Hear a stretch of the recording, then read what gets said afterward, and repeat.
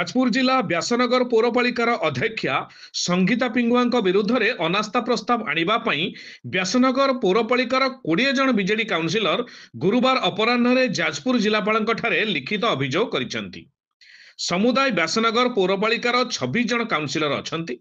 ବ୍ୟାସନଗର ପୌରପାଳିକାରେ କୌଣସି ଉନ୍ନୟନ କାର୍ଯ୍ୟ ନ ହେବା ଓ ସାଧାରଣ ନାଗରିକ ମୌଳିକ ସୁବିଧାରୁ ବଞ୍ଚିତ ହେଉଥିବାରୁ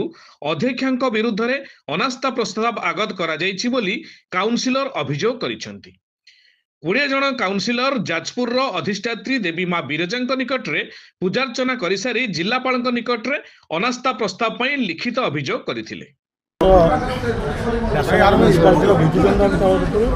आम 20 जन काउनसिलर तरफ आम 20 जन काउनसिलर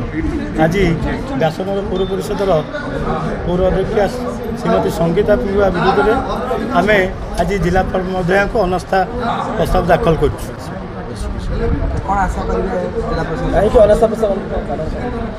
आज आपण माध्यम कही रखी जे व्यासनगर विकास बाधक साधुंट आमर चेयरपर्सन व्यासनगर म्यूनिसिपालिटी से काउनसिलर निष्पत्ति क्रमे विजु जनता दल आम आज जिलापाल को अनास्था दाखल कर ना सेमती नुह व्यास महोत्सव ना